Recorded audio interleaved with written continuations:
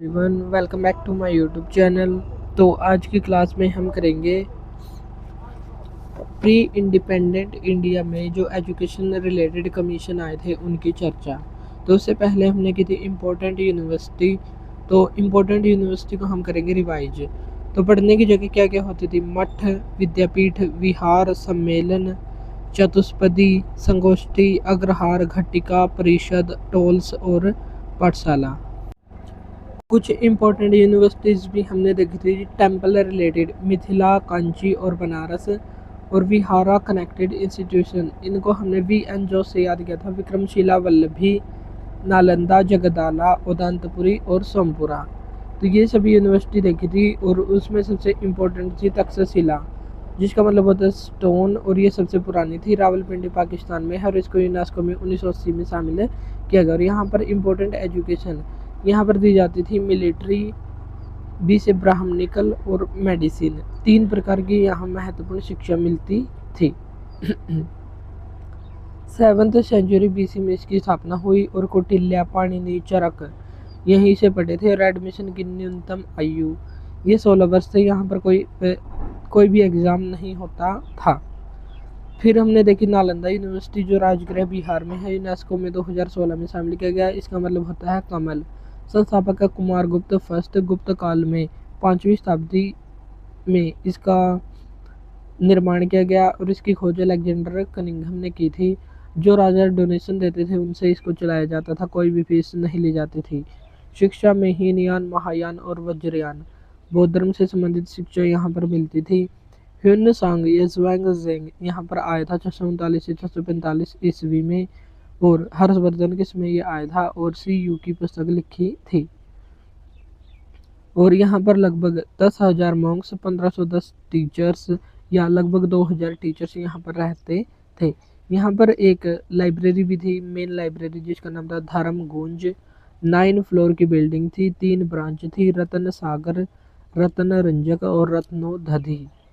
तो ये यहाँ से इम्पोर्टेंट है। और बख्तियार खिलजी ने इसको 1197 में नष्ट कर दिया था। वल्लभी ये गुजरात वेस्टर्न इंडिया की यूनिवर्सिटी है, जिसके संस्थापक थे भट्टारक, मैत्रक डायनेस्टी के शासक। 7वीं शताब्दी में इत सिंह चाइनीज यात्री ने यहाँ पर विजिट किया था। 755 ईस्वी तक ये फली फूली। हीनयान यहाँ पर महत्वपूर्ण रूप से पढ़ाई जाती थी। लॉ, मेडिसिन ये भी पढ़ाए जाते थे। अरब आक्रमण के दौरान इसका कुछ हिस्सा नष्ट हो गया, लेकिन बख्तियार खिलजी ने इसको नष्ट कर दिया बाद में।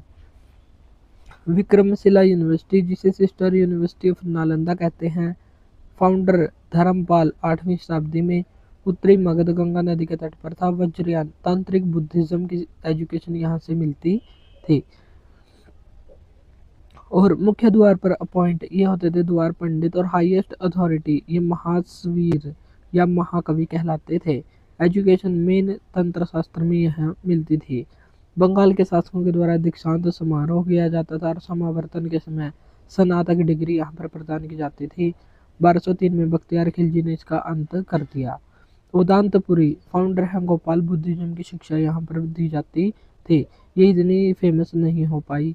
जगदाला संस्थापक थे रामपाल 11वीं शताब्दी में, मठ के रूप में स्थापित किया। लगभग 100 वर्षों तक बौद्ध शिक्षा का केंद्र रही। 1203 में BK के आक्रमण से इसको नष्ट किया गया। मिथिला राजा जनक के दरबार में थी। जैसे राजा जनक होता था उनके यहाँ थी मिथिला यूनिवर्सिटी। ब्राह्मणिकल एजुकेशन को विदेह के नाम से यहाँ पर जाना जाता था। लॉजिकल न्याय की बात यहाँ पर की जाती थी। ब्रह्मवादिनी गार्गी, याज्ञवल्क्य ऋषि इन्हीं के दरबार में थे। जयदेव संस्कृत लिटरेचर से रिलेटेड थे और विद्यापति हिंदी राइटर थे। और गंगेश उपाध्याय ने यहाँ पर नव्य न्याय स्कूल की स्थापना की थी और इनकी बुक थी तत्व चिंतामणि। सम्राट अकबर के समय तक ये केंद्र फला फूला। नादिया यूनिवर्सिटी बंगाल में थे और इसके 3 केंद्र थे, नवद्वीप, शांतिपुर और गोपालपुरा। गीत गोविंद की रचयिता ये नादिया यूनिवर्सिटी में की जयदेव ने। उज्जैन मध्य प्रदेश में है, इसका पुराना नाम था अवंती। गणित और खगोल विज्ञान एस्ट्रोनॉमी की एजुकेशन यहाँ पर मिलती थी, काफ़ी इम्पोर्टेंट है। सलोतगी कर्नाटक में 27 हॉस्टल्स थे स्टूडेंट्स के लिए। 945 ईस्वी में कृष्ण III के मंत्री नारायण के द्वारा कर के राजस्व के साथ इसका निर्माण किया गया था। एन ई रम इसमें 340 छात्रों को मुफ्त बोर्डिंग और ट्यूशन दिया जाता था। और अन्य केंद्र कौन कौन से थे? श्रृंगेरी और कांची। शारदा पीठ ये पाकिस्तान में स्थित है।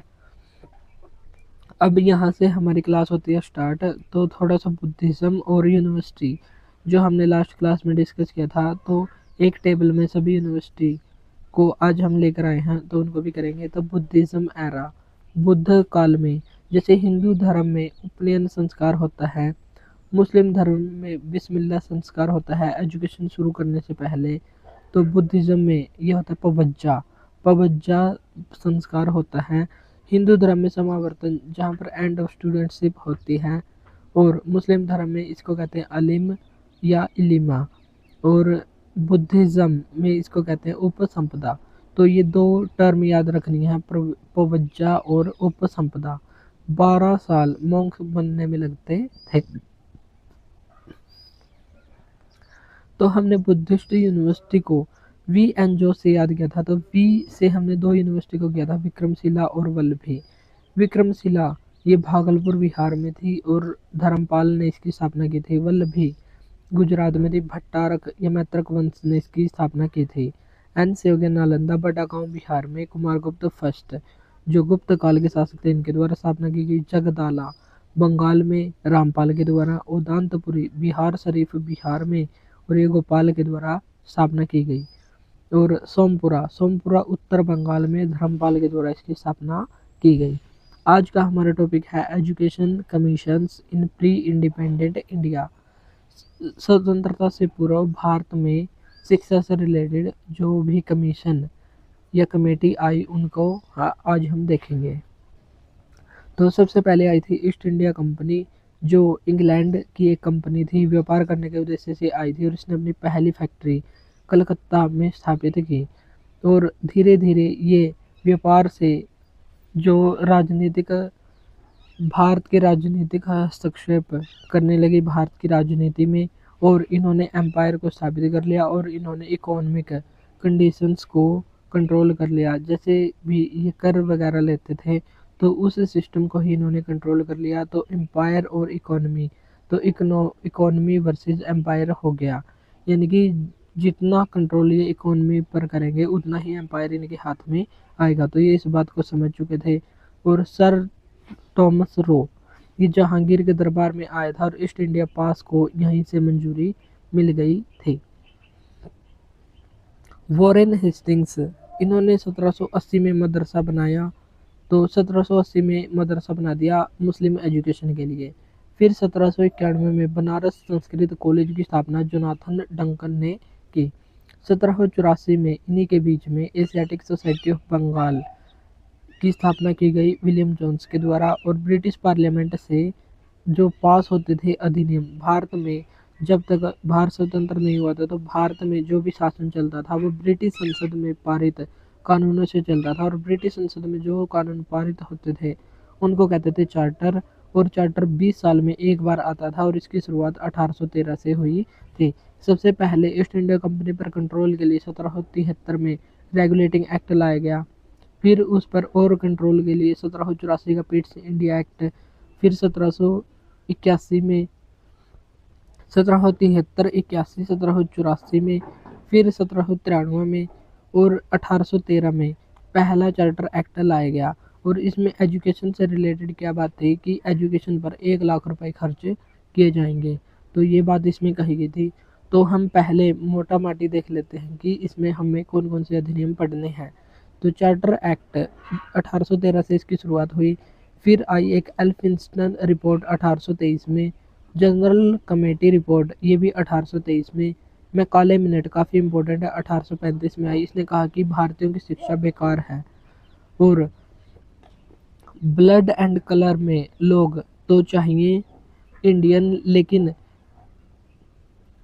बिहेव से होने चाहिए अंग्रेज। तो ऐसी बात कही थी मैकाले ने।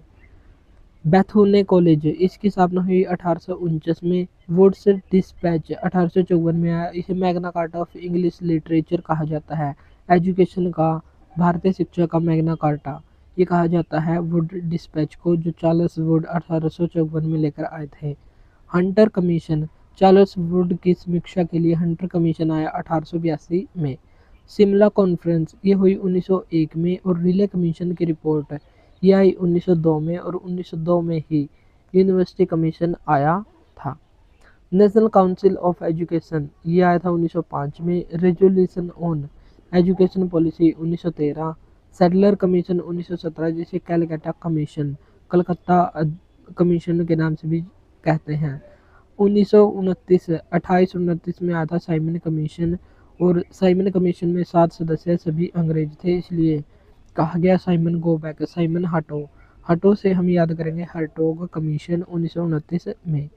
सप्रू कमेटी ये 1934 में। एबोट वुड 1937 में।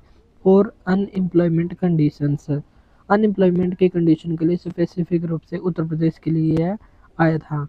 फिर हम ABCD याद कर सकते हैं, तो उनका उल्टो याद करेंगे, जैसे ZWS। ऐसे तो ये सीधी होती है, हम उल्टा याद करेंगे। जेड से होगा जाकिर हुसैन कमेटी 1937। डब्ल्यू से हो गया वर्धा स्कीम 1937, जो गांधी जी की स्कीम थी।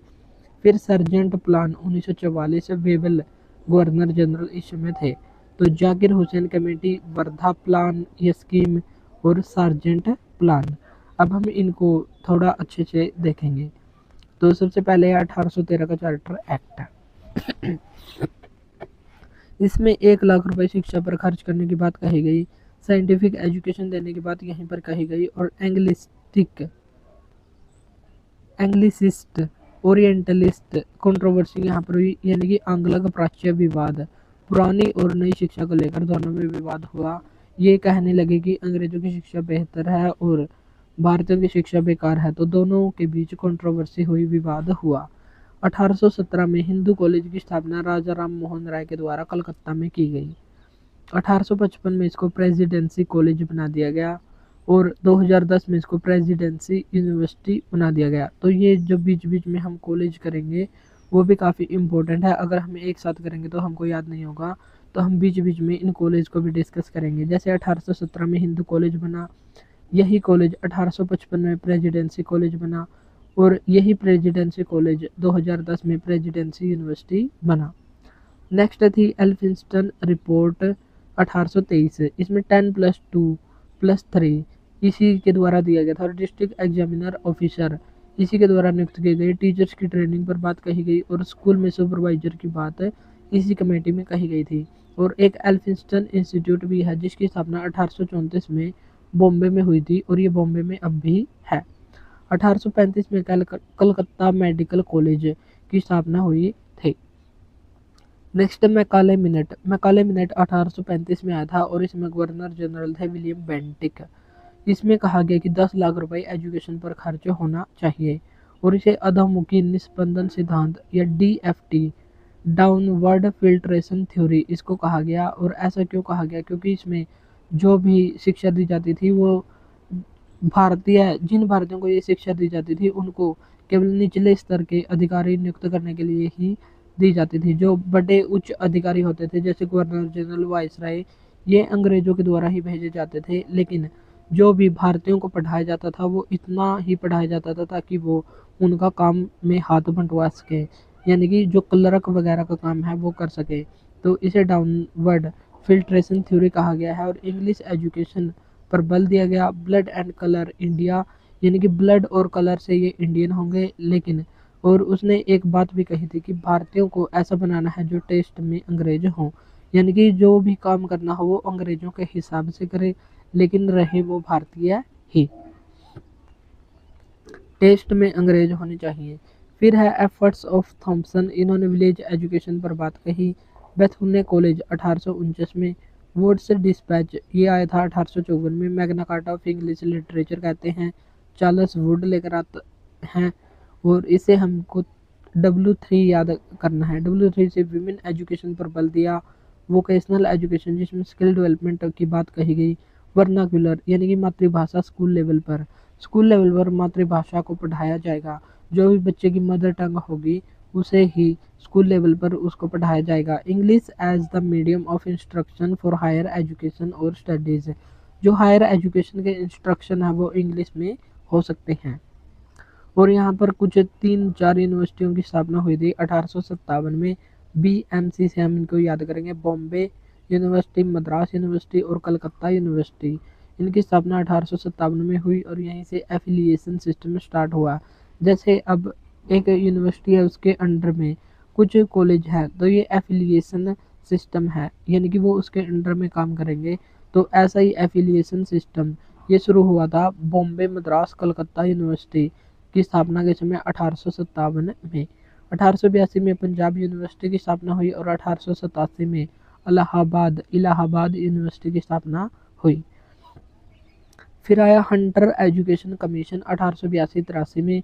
रिपन इसमें वाइसराय थे और रिपन को स्थानीय स्वशासन का जनक भी माना जाता है। वुड्स डिस्पैच की समीक्षा के लिए आया था और सेकेंडरी एजुकेशन का डिवीजन यहाँ पर किया गया, यानी कि एजुकेशन को 2 भागों में बांटा गया, एक लिटरेरी और एक वोकेशनल। लिटरेरी जो साहित्य से संबंधित है, जैसे अब 10th क्लास के बाद अगर कोई लिटरेरी में जाना चाहता है तो 11th 12th क्लास करके BA MA या जो भी करना चाहे वो कर सकता है। और वोकेशनल में क्या होता है, वोकेशनल में 10th के बाद या तो वो ITI या पोलटेक इनमें एडमिशन लेकर वो अपनी स्किल का डेवलपमेंट कर सकता है। तो ऐसा विभाजन ये हंटर एजुकेशन कमीशन 1882-83 के दौरान हुआ था। तो 2 भागों में बांटा गया था, लिटरेरी और वोकेशनल एजुकेशन। और ये डिस्ट्रिक्ट बोर्ड की भी स्थापना की बात यहाँ पर की गई थी।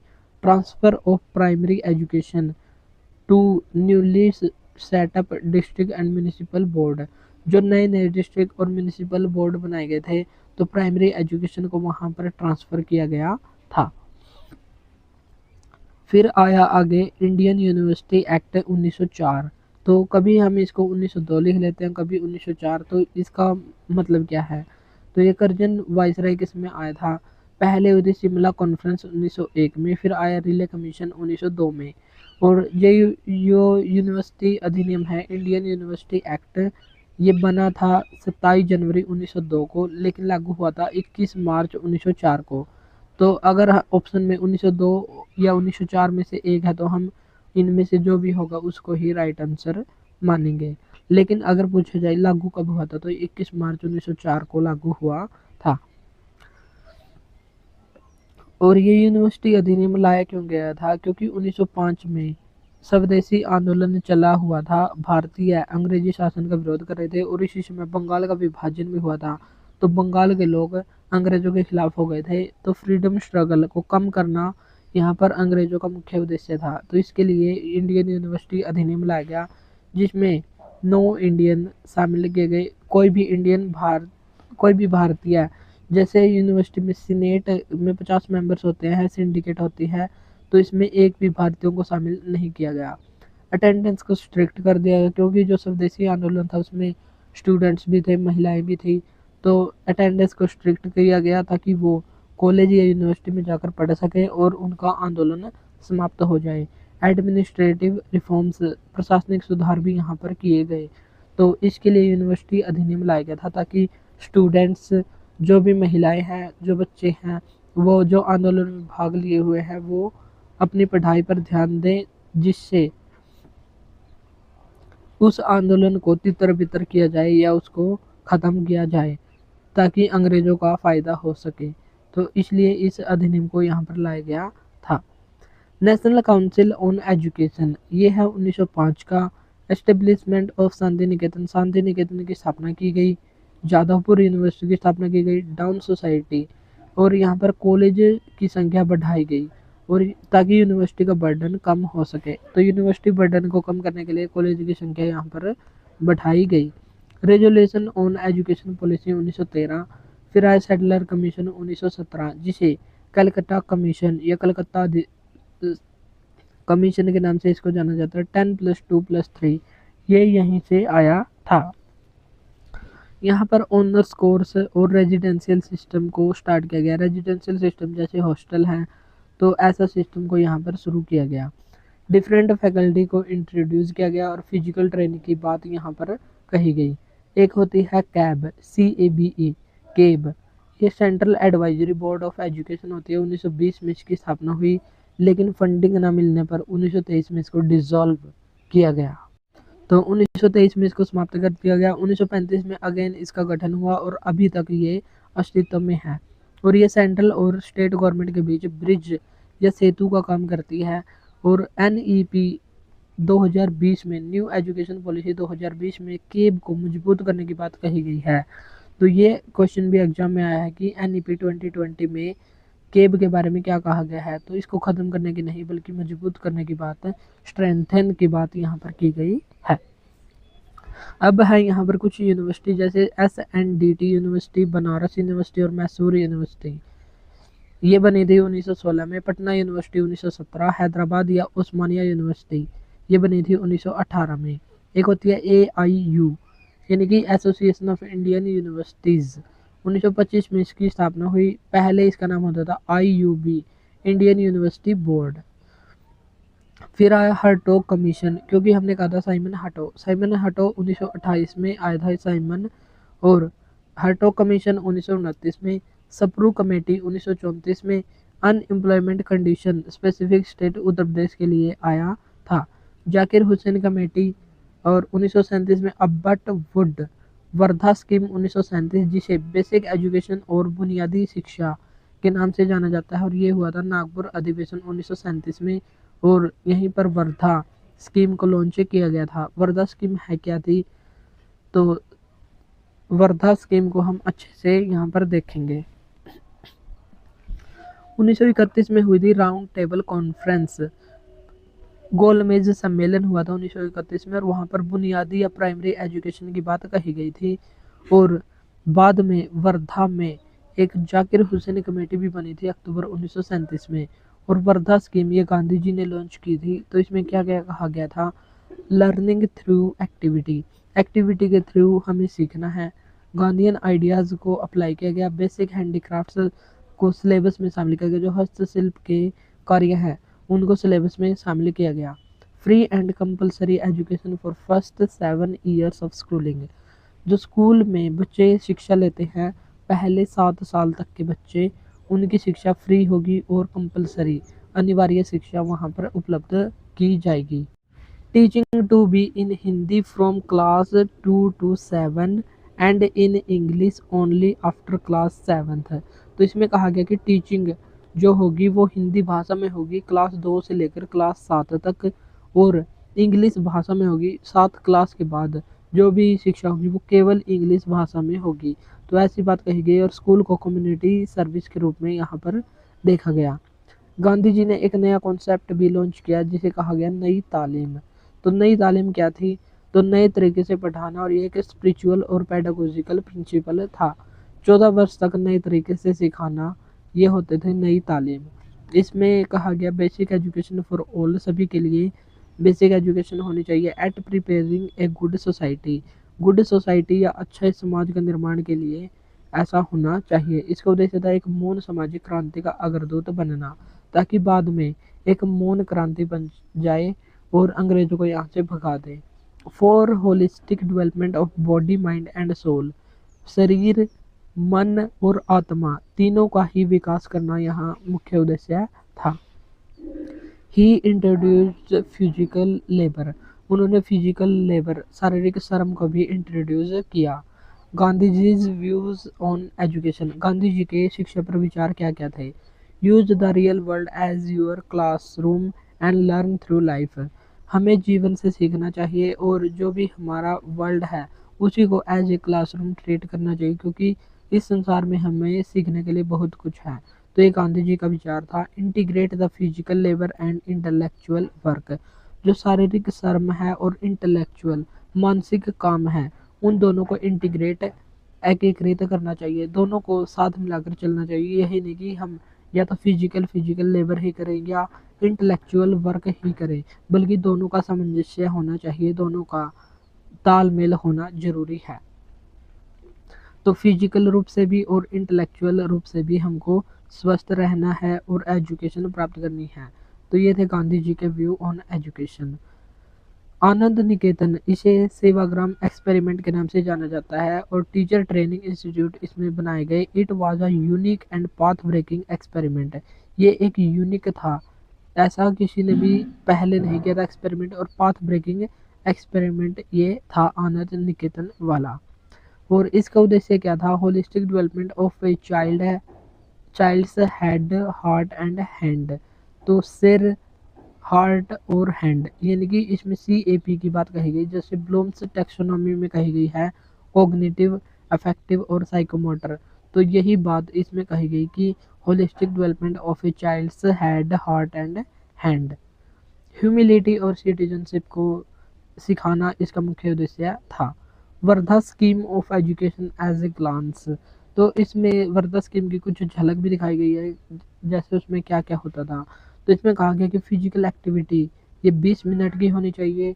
तो उसमें एक टाइम टेबल सेट करके दिया है कि इस इतने इतने समय में बच्चे को ऐसा ऐसा करना चाहिए।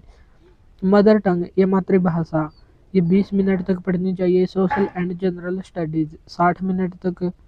आर्ट यानी कि कला 40 मिनट तक। अरिथमेटिक ये 20 मिनट पढ़ना चाहिए।